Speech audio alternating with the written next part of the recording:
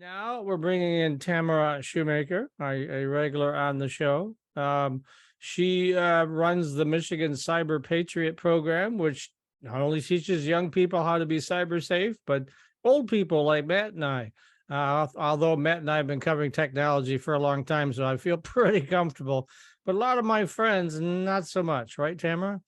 Absolutely. It's definitely the most vulnerable population in the country, right? Is our senior citizens. Wow. All Yeah. right, so let's start off. I have your questions in front of me. Matt doesn't because he's having computer issues, but Sure. we'll wind our way through this. So, what are your thoughts about the Biden-Harris administration announcing National Cyber Workforce and Education Strategy, unleashing America's cyber talent? That sort of fits in with Cyber Patriot, doesn't it? It fits in with just my whole life goal, right? To get more people in the pipeline, more people up to speed. I'm very excited, right? I'm very excited about what's happening federally, and I'm very excited about what's happening in the state. You and I, all three of us have been in this for a really long time, right? Right from the beginning of cybersecurity, and we were early adopters, and we were into it. But it's taken a while for the rest of the country and for folks, everyday ordinary folks that aren't into IT or something, to get up to speed. But it apparently right now they did a Gallup poll, and regular everyday ordinary citizens believe that cyber terrorism and cybersecurity is our number one issue. And so it's here, finally everybody understands what we've been worried about down in that coal mine screaming, right? For years and years, right? So it's very exciting time. I have some apprehension, but I'm very, very excited, right? So like I said, I've been working in this space trying to get more people in the pipeline for a long time. We've got a shortage. We've had a shortage since the problem arose, and that shortage hasn't gone away. And so the fact that we're going to get the feds, the state level, everybody all working in conjunction to sort of, get some stuff done is exciting. The announcement is that they want to make sure that every American is got a foundation of cyber skills, right? So nobody's left behind. And so that's really exciting, although that's a huge problem, right? And so how we're going to get our arms around that is a little nervousing, as my grandson would say. Yeah. That's a big problem, right? The entire all of America. But one of the things that I noticed when I was working in the Cyber Patriot and as the center director at UDM during COVID was the digital divide is real, right? There are people who think because they've got a cell phone that they're online and that they can do everything that anyone else can do, and that they've got this, cyber and being digitally, and yet they're not, right? So just having a cell phone connection and some internet access, and so you can get on TikTok and you can do some Facebook things, doesn't mean you're protected, doesn't mean you understand how to use this technology. And they found that out real quick, like when their kids needed schooling and their only internet connection was their cell phone as opposed to internet connection. So there's a huge divide, and I'm hoping that this is going to make a big difference. I'm very excited about that. Some of the other bullets, there's 4 major parts, and the second part is transforming cybersecurity education. Yay! Right. So we're really going to put some money and some effort into the actual education of K through 12 and higher education. Again, we've kind of been getting hit and miss, little bit pieces here, little pieces there, Back in 2004, when we became a center of excellence for NSA, it was brand new in education, in higher education, that you teach cybersecurity. And so they were really putting a lot of effort into getting universities up to speed. But that was only folks that they were focusing on. And as a director for years, I realized we're not getting them young enough. We need a pathway. We need to get these guys younger. And so the fact that they're doing K through 12 and higher education at the same time is very exciting. I think they actually got it.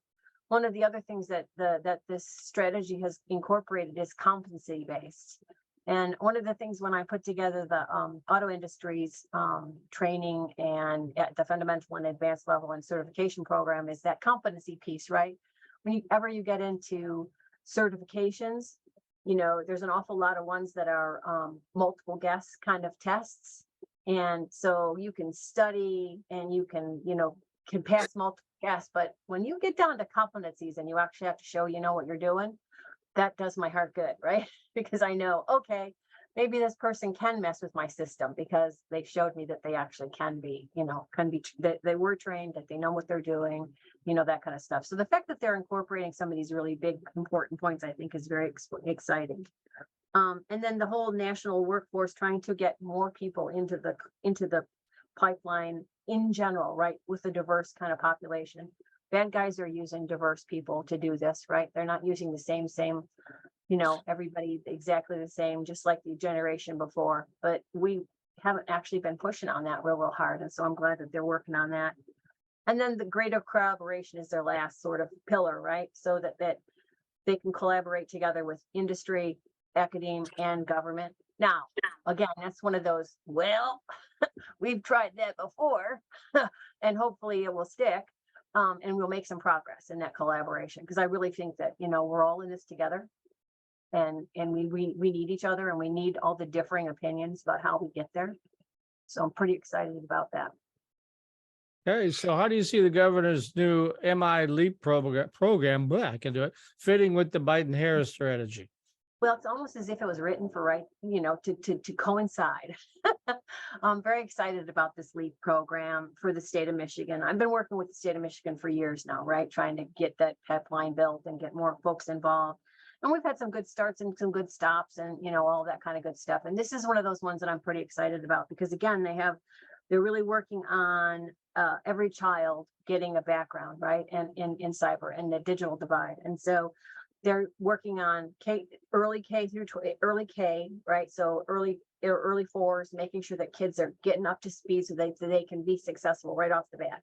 So we're starting from birth practically, right here, preschool through, and trying to make sure that there's an actual pathway to an actual career at the end, right? And so that's so important. We've been educating for the sake of education for a lot, and the education system is full in the way that we do it, and it does my heart good that we're trying to make some shifts, right? Because things are not the way they were. With the digital piece, there's a whole lot of, and this, right? A lot more complications than there used to be when it was just reading, writing, and arithmetic.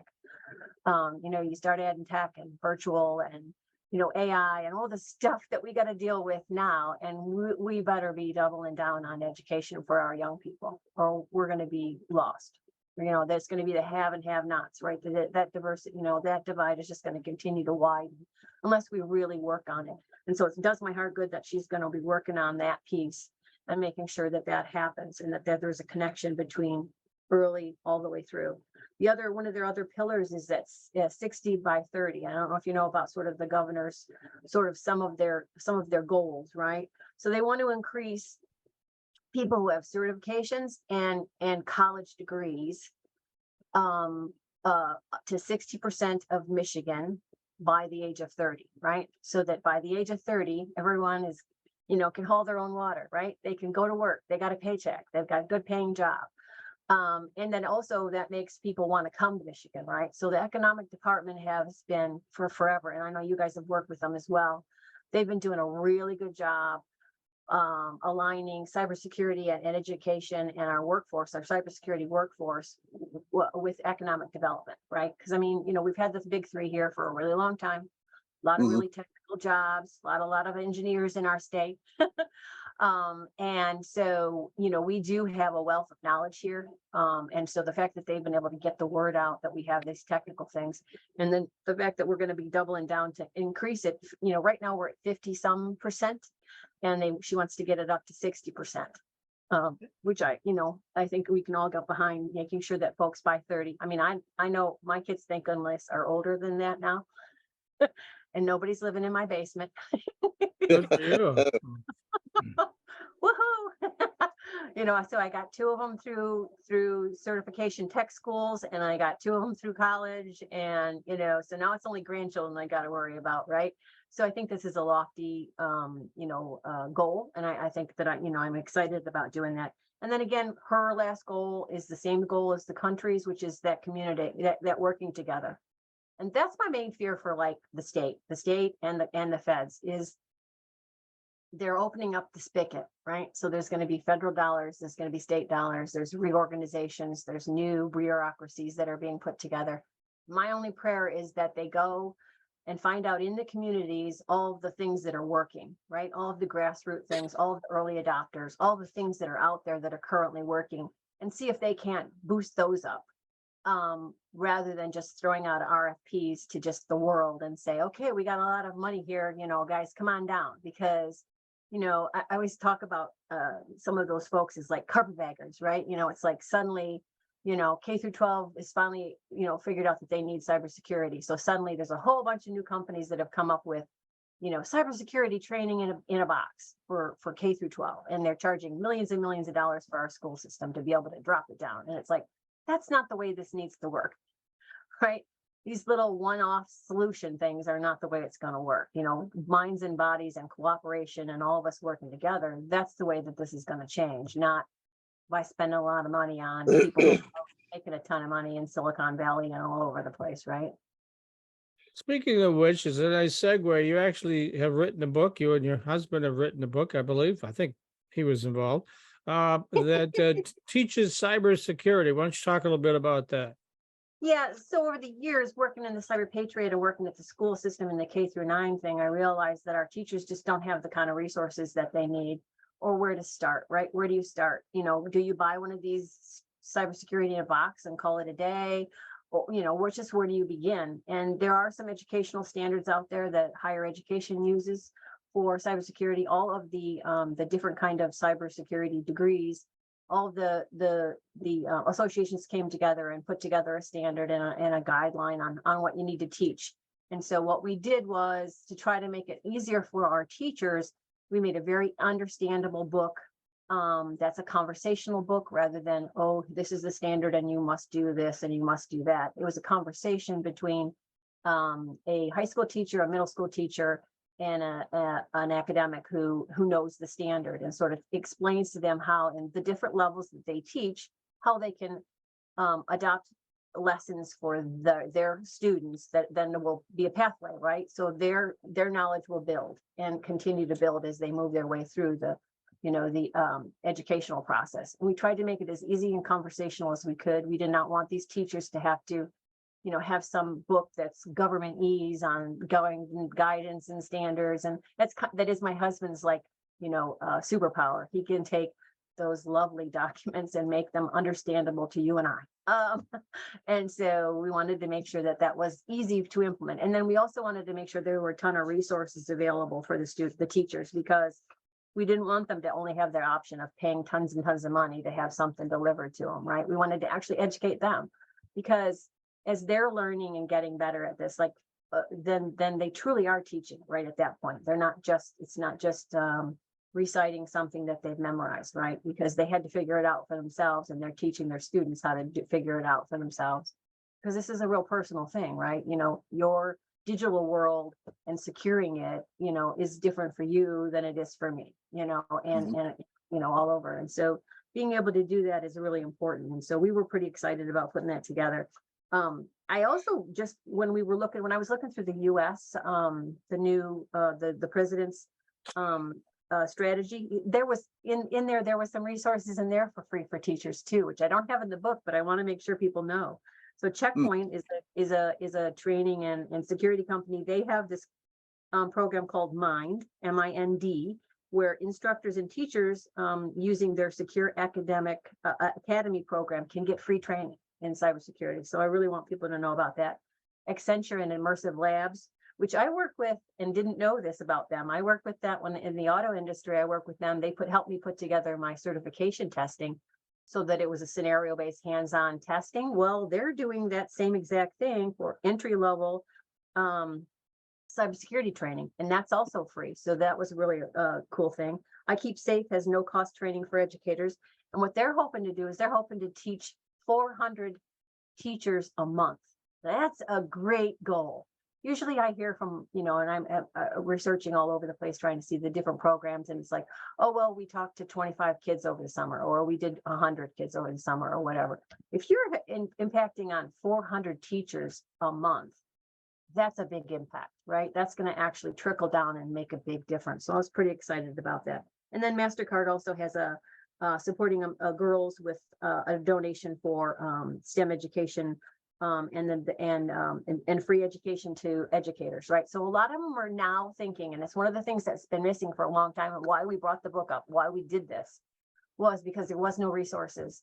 Now people are finally starting to figure out that the educators need resources, and so I'm pretty excited that there are more out there. I'm going to talk to now that I'm sort of getting to this and there are more popping up, I'm going to have to talk to the publisher and say, can we put in an appendix? Can we add more? Because, or on the website or something, so that folks can get all of the resources that are out there, because there's new ones all the time. And I'm sure now that these two things are being enacted, one in the state and one in the country, I think there'll be even more resources for folks.